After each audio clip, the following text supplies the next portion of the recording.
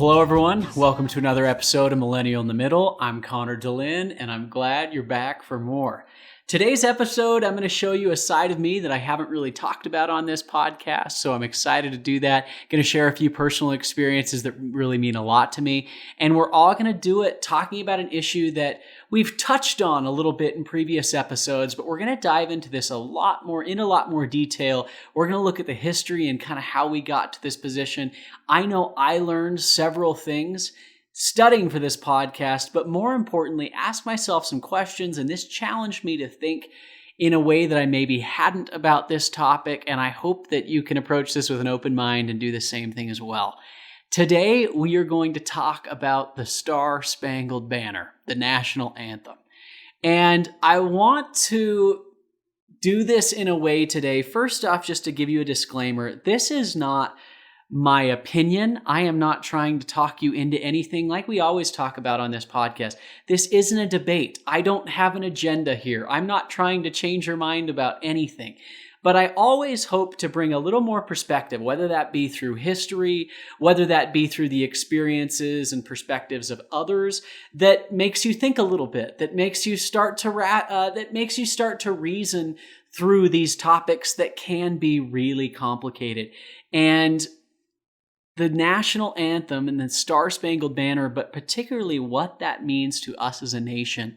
And now as this has become a center point of protest, as this has become a center point for the Black Lives Matter movement and others that are fighting for equal rights, for justice in our country, the national anthem has kind of stood to be right in the middle of this argument.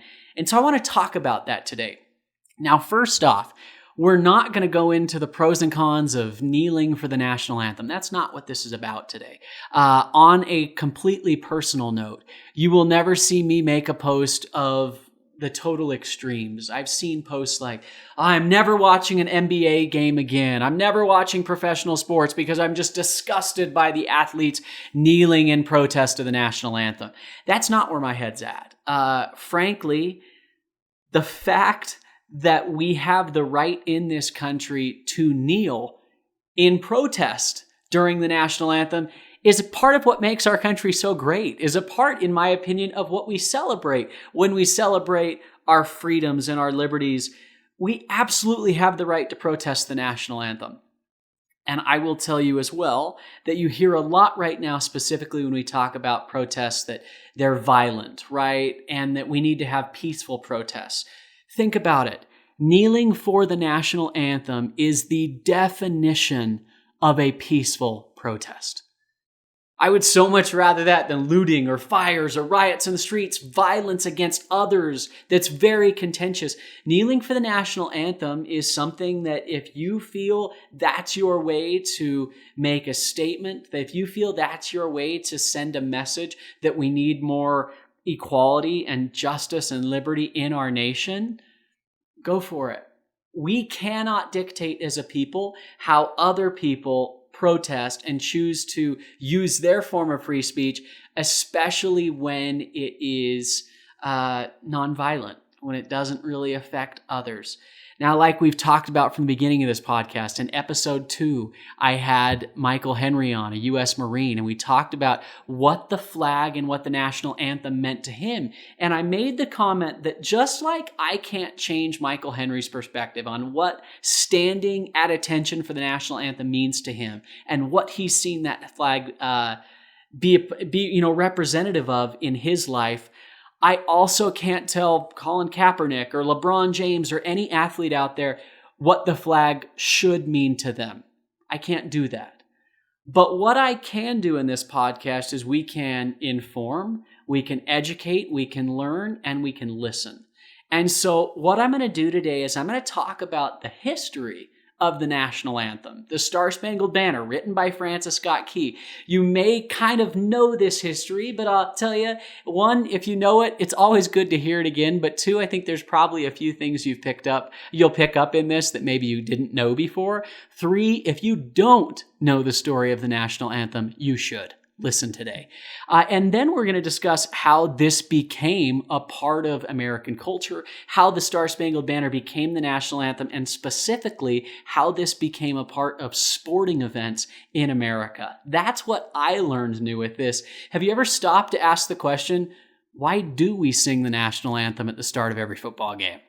Why do we sing the national anthem at NBA games? Well, I'm going to tell you how this started, how this became tradition, and now it's so ingrained in our society as Americans that the thought of a Major League Baseball game without the national anthem at the beginning just seems otherworldly. I'll tell you how we got there. But first, I'm going to tell you a couple personal experiences. Now, here's the side of me on this podcast that you have not seen. You know that I'm a professional speaker. You know that I have a lot of experience on stage speaking to crowds. I love it. It's my passion. But what started that for me is I was a singer. Now, as a little kid, from the time I was 8 to 9 years old, I should say this, I've always been more of an entertainer than anything else. And singing for me at that point in my life was my excuse to be on stage. I was a lot better performer and entertainer than I ever was a singer, but I had to get good at the singing, so I had an excuse to be up there on stage, right? And, so the question, if my mom's listening right now, especially after this episode, she's going to tell me like she always does, Connor, you need to sing more, which I know I do. Really, I just, over the last 10 years, haven't had that be too much a part of my life. I decided I wasn't going to pursue a music career, but what I really loved was being on stage. I wanted to find a way to still do that. And that's why my speaking career meant so much to me, why I enjoyed it, why I loved that, because it still had that same feel. But I love speaking too when it's informative, when I'm learning something, when I can inform, uplift, educate, inspire others. And that's why this podcast has been such a fun outlet as well. The only bad part for me about this podcast is that I can't see you. You're not physically in front of me. I can't feel your energy. That's why when I say it means so much to me when you reach out or you send me a message or you make a comment, it really does, because that is my form of audience interaction. If I don't get those messages from you, I'm just in a room by myself talking to a microphone, and who knows if anyone is getting anything from this. So obviously I've gotten enough messages to know that I think this is resonating, and that's why I'm still doing it. But I want to tell you a couple experiences I've had with singing the national anthem, because I have had some incredible opportunities throughout the course of my life, especially very young and in the early years of my life with the national anthem. And that has made a big impact on how I view that song and how I view the national anthem in general. So to give you one experience, I have sung the national anthem at a Utah Jazz game 10 plus times. I sang it for the first time in 2003 at 11 years old.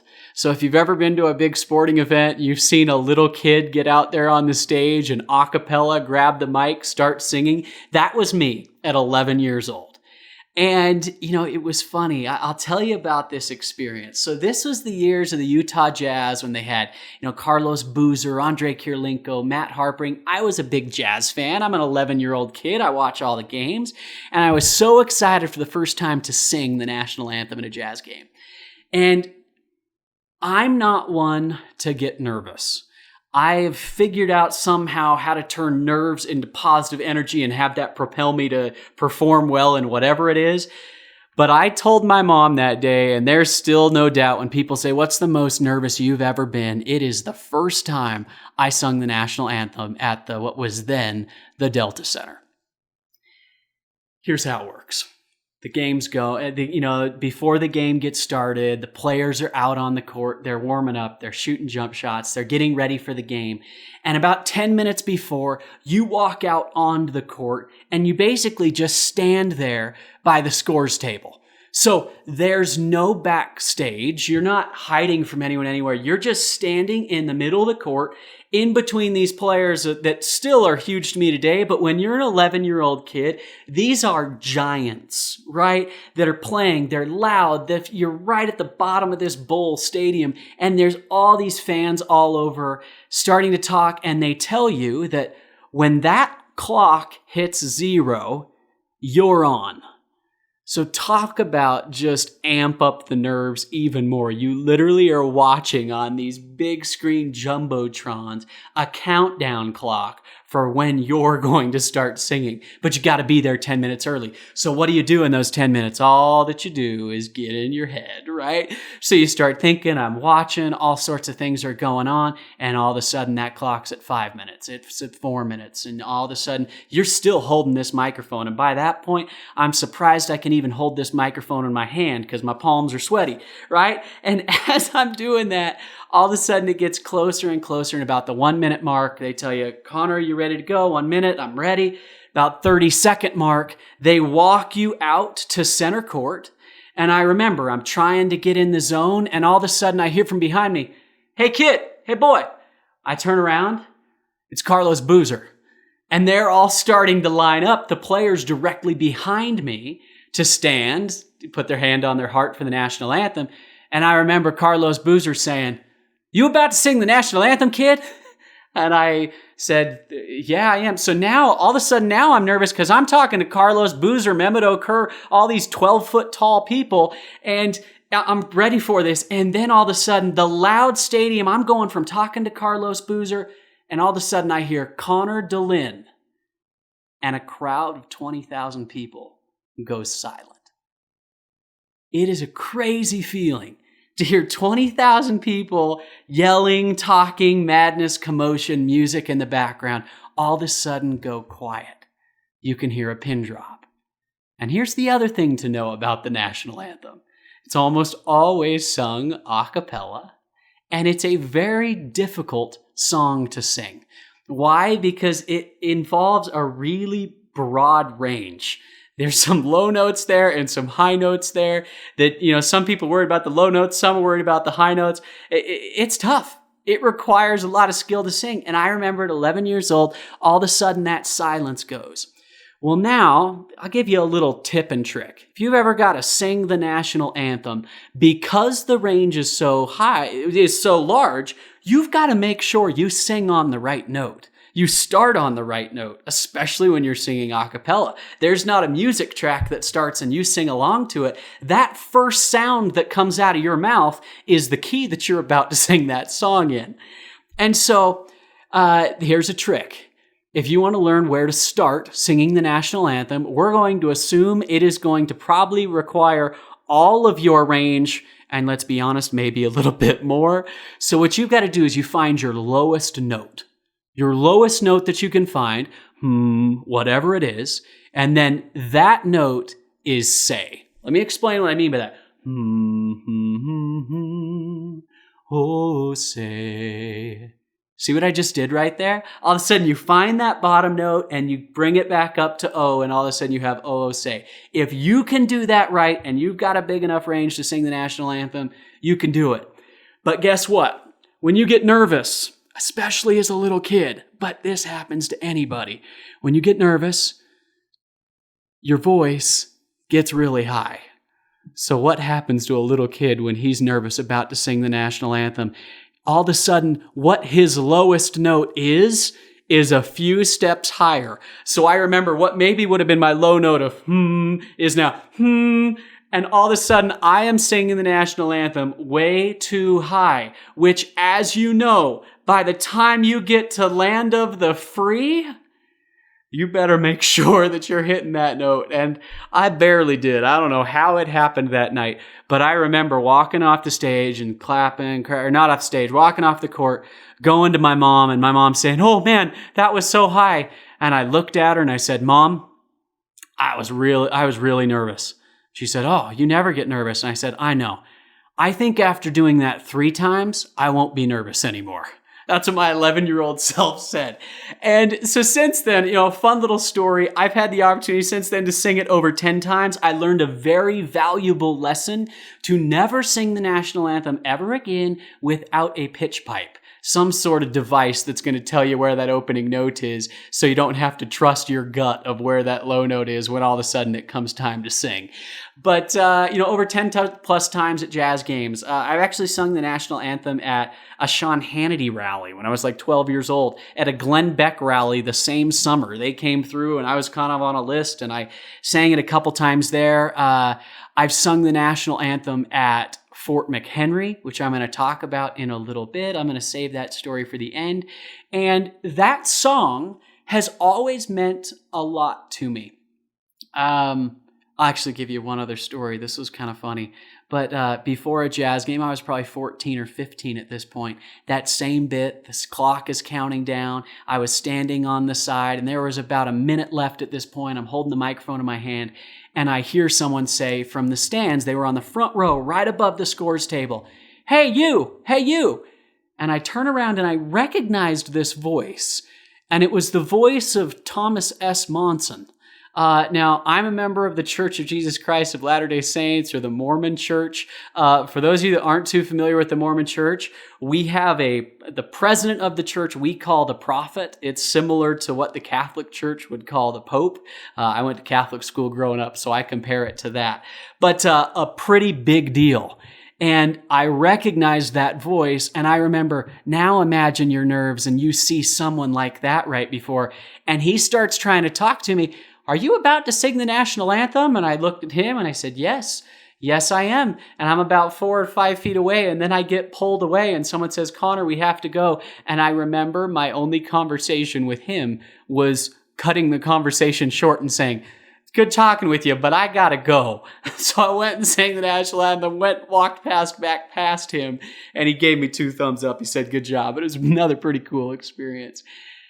Here's why this song means so much to me.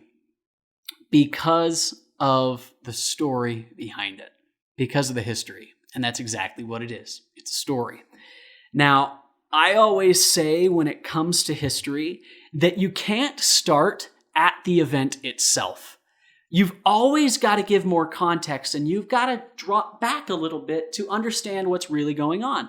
For example, you don't understand World War II if you can't understand World War I. Vietnam or the Cold War is never going to make sense if you don't understand how World War II ended and the Berlin Wall was built and the rise of communism versus democracy and how that started to play a role. If you don't understand that, you don't understand the Vietnam War. And so to understand the story of the Star Spangled Banner, we have to start at the American Revolution. So, America, 1776, we sign the Declaration of Independence. We fight the Revolutionary War, which ends in 1781, 1782, that time period. And we start off as a young nation. Now, we've talked about this before in episode 7, when we talked about George Washington's farewell address. We talked about how it was still an experiment. Just winning the Revolutionary War didn't necessarily mean that we were on our way. It didn't necessarily mean that this was even going to work. What it meant is that we gained our independence from Britain, and we were about to start off on this journey, but there were no guarantees here. And as a young nation, we struggled. Our first form of government wasn't that strong. We didn't have a strong unified national government. We didn't even have a strong national army. And we were worried that, what if Britain or other countries attack us now? We're not unified. We're these independent colonies, these independent states. That's one of the reasons that the Constitution was written. They've sent delegates from every state together to say, we need to form a stronger nation. Think of the first line in the preamble of the Constitution: in order to form a more perfect union. We the people, right? That was their goal. They needed to strengthen. We needed to continue this. And that's exactly what happened. We started to get stronger and stronger. Well, most people don't know much about the War of 1812, beyond the fact that it was in the year 1812. But even that isn't fully true, because the War of 1812 actually went from about 1812 to 1814, 1815, where you really saw that conflict take off. And the Star Spangled Banner was written about the defense of Fort McHenry during a battle in the War of 1812, which, here's where it gets so confusing, which happened to be in 1814. 1814. All right. So here's what happened. Britain basically decides, I'll simplify this here. Let's try it again. America's weak. We don't think they can handle this yet. We would love to have America back. So let's go for it again. They kind of start by trying to attack, kind of bring France and Canada in, and you see these fights happening in the north. But all of a sudden, they decided a certain part in the war, we're going to go right for the heartland of America. We are going to get the colonies back. They shouldn't have ever rebelled against us in the first place. It's ours. And so one of the things they do here that a lot of people don't even know is that they actually, for a while, went straight to Washington, D.C. and burnt Washington, D.C., which was known as Washington City, interestingly enough at the time. It wasn't called Washington, D.C. yet. And they burnt the city. They burnt the Capitol. They burnt the White House. A British force led by General Robert Ross set fire to multiple government and military buildings, as well. So that included the White House, the Capitol, other U.S. facilities for the government. And what happened here, this was the only time since the American Revolutionary War that a foreign power captured and occupied the capital of the U.S. Think about that. In our entire history, there was one time where they captured and occupied the White House and the Capitol. James Madison, who was president at the time, him and Dolly Madison actually fled the White House the day before this happened, and there was a bit of luck or a bit of providence that was involved here. Less than a day after this attack began, a sudden, very heavy thunderstorm, possibly even a hurricane, put out the fires. So think about that. Washington, D.C. is burnt. And immediately as it's burning, a tornado-style thunderstorm rolls through Washington, D.C. And what happened is it put out most of the fires, and it forced the British to return to their ship to see a lot of repairs that were required due to that very storm. And the occupation of Washington City lasted for only about 26 hours. Why the British did that, that's still up for debate, but their plan ultimately didn't work. Now, this was in August 24th of 1814. And so they went back, they made some new plans, and they said, okay, we need to attack again. We need to go on the offensive. And what they decided to do is that they were going to attack the U.S. stronghold of Baltimore. They were going to control Chesapeake Bay. And if they knew they could do that, they had the nation's capital as well. They were on their way to taking down America, trying for this one last ditch effort to try and take back the United States. Now, as this then happened, on September 3rd, 1814, Francis Scott Key and a man named John Stuart Skinner set sail from Baltimore aboard a ship. Now, the reason they did this is during this burning of Washington and the attacks that happened this time, there were a lot of prisoners of war that were taken on both sides. British taking Americans and Americans taking the British. And Francis Scott Key was a prominent lawyer who was sent to go negotiate an exchange of prisoners with the British.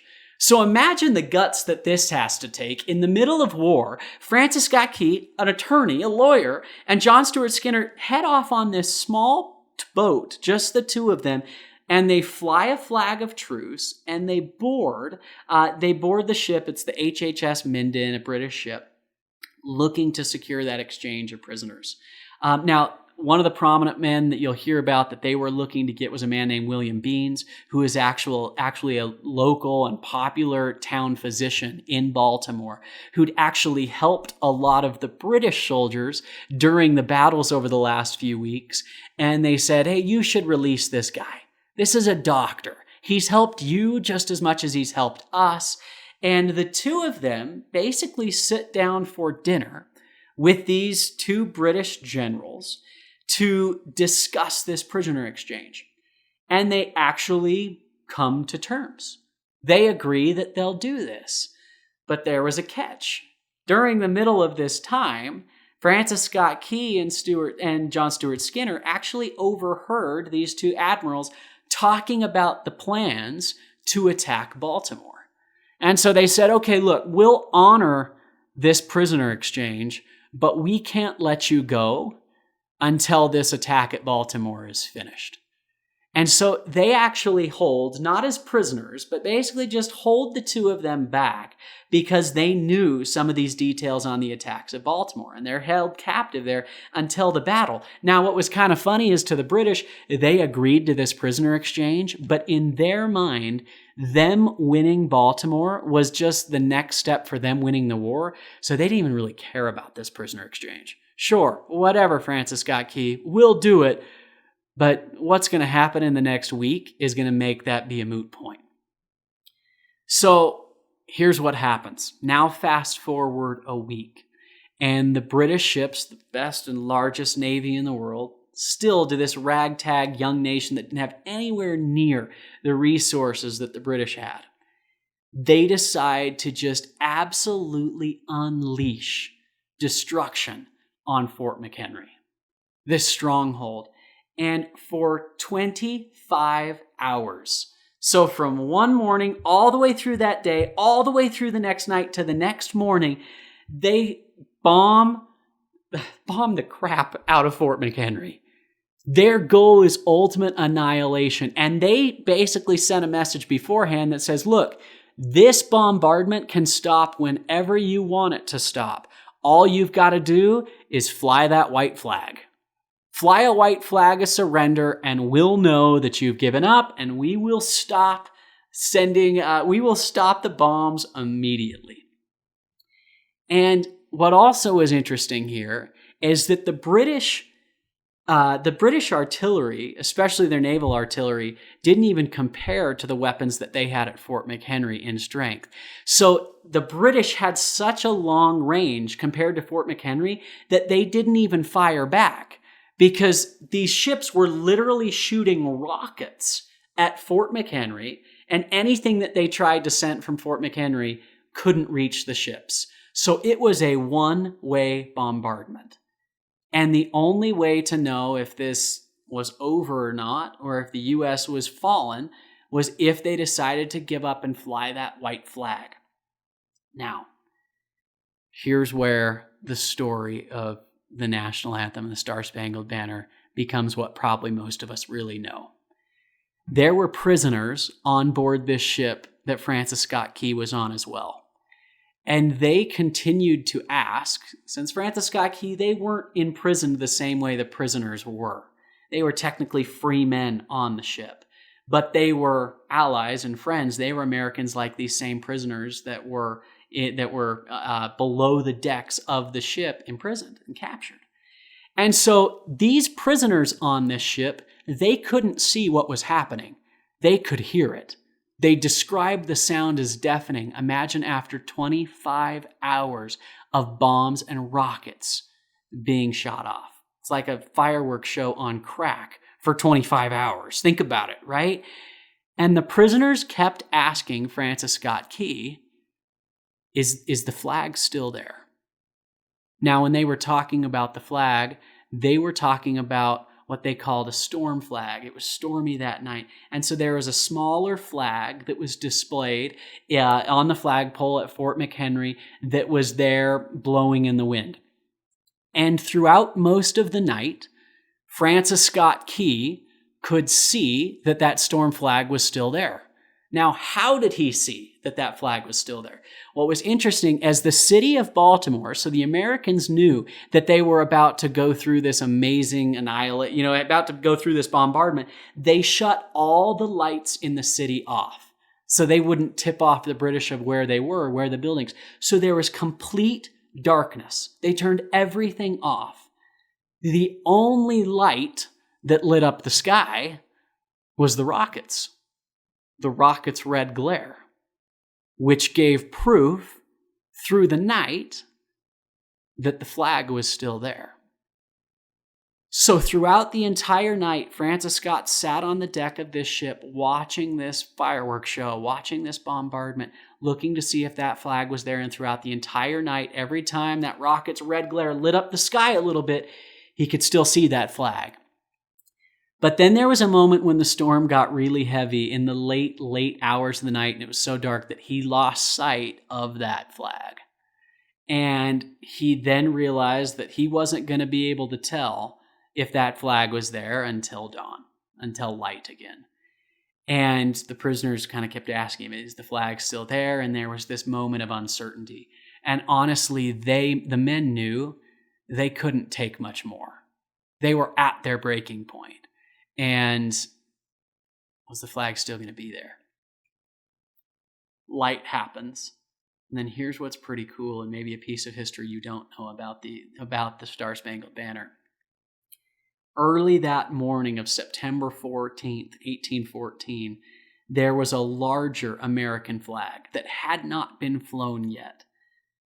That after the British bombardment ceased, they took the storm flag down and they put this flag up. And look at these dimensions. It was 30 feet by 42 feet. 30 by 42. And the goal was they wanted this flag to be so big that everyone out on the water, all those British ships, knew that the Americans had survived, that they weren't going anywhere, and that the flag was still there. And that flag has been titled the Star Spangled Banner. If you've had the chance to go to the National Museum of American History in Washington, D.C. at the Smithsonian, you can go look at that flag. If you have already, you know the feeling I'm talking about here. If you haven't, go see it. There is a reverence to that piece of cloth. Like Michael Henry said in that second episode, where all of a sudden you look at that and it's a lot more than just a piece of cloth.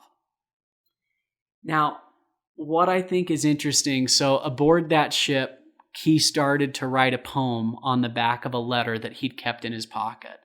And at twilight on September 16th, they were released in Baltimore, and he completed that poem later on at a hotel just a few days later, and he titled it The Defense of Fort McHenry. It was published nationally in a couple magazines. And then all of a sudden, these lyrics were printed in local newspapers. It was then set to the tune of an existing song called An Anacreon in Heaven, and then officially arranged by John Philip Sousa to be what we know as the Star Spangled Banner today. So I think about what that poses. Francis Scott Key sitting there, watching Fort McHenry be battered, talking to these prisoners, telling them not to give up hope, and them asking this question without being able to see, relying on him, is the flag still there? And him throughout most of the night, yeah, it's still there. And then the triumph that next morning by dawn's early light, when the Star Spangled Banner was still waving. Those broad stripes, those bright stars were gallantly streaming. We think about the power of those words. Now, the history of the national anthem, how this became the national anthem, then gets kind of interesting. This was in 1814. It wasn't till 1899 that the U.S. Navy officially adopted the Star Spangled Banner as a song that they would play on military occasions and appropriate times, like Independence Day celebrations and things like that. It was more than a century later, after Francis Scott Key wrote that, in 1916, that President Woodrow Wilson signed an executive order designating the Star Spangled Banner as the national anthem. And it wasn't until 1931, think about that, 15 years. It wasn't until 1931 that the U.S. Congress confirmed that decision. So it becomes the national anthem in 1916 and then made official in 1931. But now I want to talk a little bit about the culture. And this is what's cool to me, because I don't think most of us can separate the national anthem from sports. Because sports are a celebration of culture. Sports are a celebration of America. Each individual country throughout the world has their sport that they hold on to that means so much to them. It's where people come together. And I think that's why we love sports so much. Because it's a time that we can all cheer, at the end of a game, we can fight against each other. But guess what? We're still all on the same team, right? And I think it's why all of a sudden, through this time of coronavirus, we really miss sports. Sports are good for the world. And It's amazing to see how sports can play such a great role in culture, in progress, in times of difficulty. The first real time, one of the most memorable times, the national anthem or the Star Spangled Banner was played at a sporting event was in the 1918 World Series. Now, listen to how epic this is. Who are the two teams in the 1918 World Series? The Chicago Cubs and the Boston Red Sox. In fact, Babe Ruth actually played for the Boston Red Sox during the 1918 World Series. And in the first game, on the 7th inning stretch, the band decided they would play the Star Spangled Banner. Now, here's why this is so important. What was happening during World War I? I just gave the answer away. There you go. What was happening during 1918? It was World War I. It was still raging. The U.S. was in the war now. The Cubs weren't playing well. The crowd was flat. The weather was crummy. And honestly, it wasn't really a time to even celebrate sport because of what was happening in the world. And a lot of this comes from a gentleman named Mark Clegg, who is at the University of Michigan, and he's a musicology professor. I didn't know that was a thing, but that's kind of cool. And he basically talks about this event, and he said, during the 7th inning stretch of Game 1, the band struck up the anthem. And one of the players on the field, who was in the Navy, just sort of stood at attention. There were even some accounts that said the players then came out of the dugout, stood attention, and basically held their baseball bats over their shoulder in a sign of honoring the flag, and also in a sign of honoring, we know that we're fighting a war right now. We know that we have soldiers overseas that are going through all of this, and here we are playing a baseball game. And it was time to remember that. It was really an acknowledgement of the war. And then here's what happened. The crowd responded to the anthem. It gets written up in the newspaper as this amazing moment that brought the stadium back to life at a time of despair, both sporting-wise and for the country. And the legend is that inspires the Star Spangled Banner, that inspired the Star Spangled Banner to be played at the next game back in Boston, and then returns to Chicago, and then became a thing from then on out. The 7th inning stretch during that whole World Series, they played the national anthem, and it's what people looked forward to. Now, I've been to Fenway Park. I've been to Wrigley Field. I love those two places. Those are not buildings. I argue that Fenway Park is the most American place in the country. There's nothing more American than Fenway. And why? Because of the history of things like this. I remember the first time I went to a game at Fenway, this sounds really dorky, when they played the national anthem, I cried. I had a little tear come to my eye just sitting, looking at the green monster, seeing the green grass, the field, feeling like I was in this epic place and hearing that song played. Because it stirs up memories like this of what that means to our nation, what it means to our people. So then basically what started to happen is that song started to spread in popularity. It became this anthem that all of a sudden was in movies. It became popular in TV. And all of a sudden you started hearing it at sporting events. But it still wasn't commonplace to sing it at the beginning of games, to have that be something that really kicked things off. When did this become a tradition to start playing the national anthem at a baseball game in this country? Well, if you're following a pattern here, it was during World War II. All of a sudden, World War II is raging. We have warriors, soldiers in both the Pacific and in Europe fighting for our freedoms, fighting for democracy.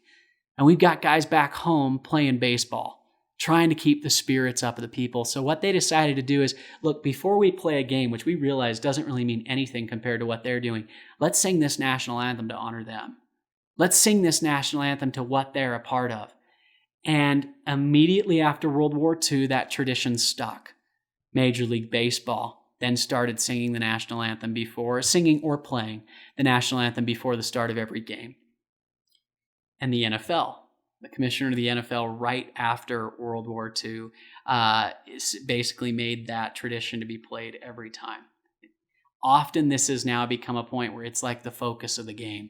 If you've ever been to a game where there's a flyover during the national anthem, like it just just gets people excited. It brings people together. Now, here's what's interesting to me. The national anthem, like I said at the beginning, is at the center of debate right now. Patriotism is heavily debated. But to me, it's about symbology. It's about what it means to you. I'm not telling you what the national anthem means because it means something different to everybody. My perspective is the way it is because of the history, because of how I view our military. Now, here's an argument that's made a lot that honestly I've thought about as I've studied this. Do we need the national anthem in a time where we're not in war? It's a good question. It's really easy to look and say that during World War I or World War II, we need to remember our soldiers. We should sing it. But all of a sudden that tradition's just kept. Now, if we didn't do it, it would be like something was missing, right? It's a good question. Someone said to me as I was prepping for this, well, why don't we sing America the Beautiful? That one's not about war. That one's more about nature. Purple mountains, majesty, above the fruited plain, right? You think about this from sea to shining sea. What's interesting is that was actually debated when in between that time in 1916 and 1931, when they were trying to decide what the national anthem would be, it was down really between the Star Spangled Banner and America the Beautiful. We chose the Star Spangled Banner. I think we need to be willing to really look at what this means to a lot of different people. We also need to be willing to be okay to say, you have the right to protest our nation. You have the right to demand change and to fight for change. But here's something we need to remember. If anything else, the national anthem teaches us a lesson in punctuation. I know that seems really funny, right? Like I'm literally talking about semantics now. But if you read the poem that Francis Scott Key wrote, the whole first verse is two really long run-on sentences. And they're not sentences, they are actually questions. Now, this came from Tom Goldman, an article he wrote in NPR, and I think he put this really well. He said, the nation continues to wrestle with what these sports protests mean. Disloyalty to the flag, the military, the country, or is it a true expression of freedom and hope that the United States can be and should be, I'd add, better? In writing his lyrics for the Star Spangled Banner, Key ended the first and most famous verse, "O'er the land of the free and the home of the brave," with a question mark. It's not an exclamation point. It's not a period. It's not an ending. It's a question that needs an answer. Our reply to the song as well as the protests tells us a lot about who we are and what it means to love a country and to be united. There's a lot for me to think about. I think in this, there's probably a lot for you to think about. Maybe the national anthem shouldn't always be sung at the start of games. I don't know. I would hate to see that personally because I love it. It's one of my favorite parts of the game. Because of my personal experiences there, the last story I was then going to tell you is when I was 16 years old, I had the chance to go to the inauguration of Barack Obama, like I've talked about here. I went with my entire school class. I went with school class. There were about 40 of us that went, juniors and seniors in high school. We visited Mount Vernon. We visited, a lot of spots in D.C., went to the inauguration, obviously, and we visited Fort McHenry. And I had an experience there that I'll always remember. This is at a time in my life where I was singing a lot more. People knew that I was a singer back then. And our principal who came on the trip, Mont Witterberg, if you're listening, hey, Mr. Witterberg, you're great. But he was bound and determined. He said, Connor, I want you to sing the national anthem at Fort McHenry. And I said, well, if the opportunity arises, I will. I will if you want me to, but we didn't really have a plan. He said, I want you to do it. And so after we watched the initial video, we kind of heard the history. We walked out onto that center spot of Fort McHenry. It's a grassy area, and you're in between the ramparts, the walls that guarded the fort that the flag flew over. And we brought out a flag. They don't always do this on tours, but because we were with this big group, we were able to. They brought out this flag that was the same dimensions and the same style of the original Star Spangled Banner, 30 by 42 feet. And we all stood around it. We all got to grab it with two hands and we waved it in the wind, this group of about 50 of us, with this massive flag in the center of Fort McHenry. And Mr. Witterberg actually talked to the people at Fort McHenry before and got permission to sing the national anthem. And in that spot with my classmates and my friends waving the American flag at Fort McHenry, I sang the national anthem. I flash back to that moment when I hear the national anthem. I flash back to that moment when I hear the words of the Star Spangled Banner. And I do hope that that flag is still there. I hope that it still waves over the land of the free and the home of the brave. It's a question. And it's up to us to give that answer. I'm a patriotic guy. And I look at the national anthem as something that brings us together. What I hate about 2020, what I hate about this time that we're facing right now, is it's a time where we're being told to divide against one another.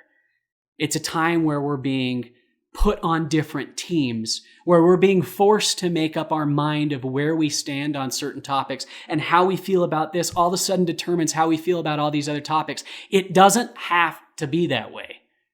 That's the whole point of this podcast. We're on the same team. And since 1918, during the World Series, when the Chicago Cubs and the Boston Red Sox, in the middle of a battle of the World Series, are in the 7 innings in, they turn on the national anthem, and it wasn't Red Sox versus Cubs. It was Americans remembering that they had people out there fighting for their freedoms, and they stood there at attention. And at that time, it was very clear that everyone was one team. If the national anthem is something that divides us, we're doing something wrong as a country. Because the words that he penned, Francis Scott Key, on that ship, should only unite us and bring us together. In closing, I think you know what I'm going to do. And I'm going to break my rule that I told you I learned as an 11-year-old. And I'm going to do this without a pitch pipe. We'll practice the little trick I just taught you.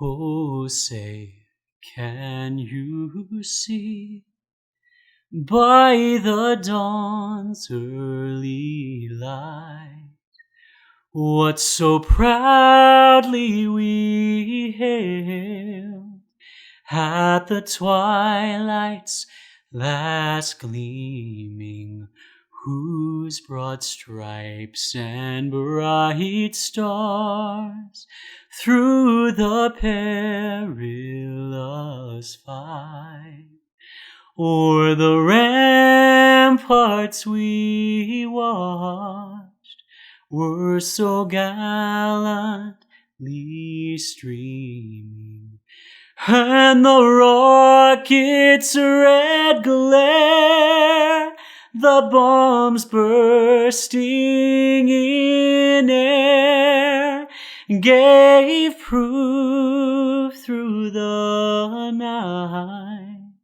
that our flag was still there. Oh, say, does that star-spangled banner yet wave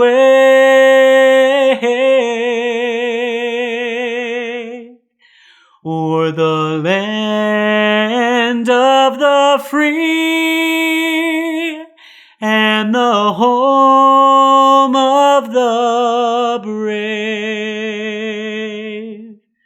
Thanks for listening, everyone. Have a good day. Clowns to the left of me, jokers to the right.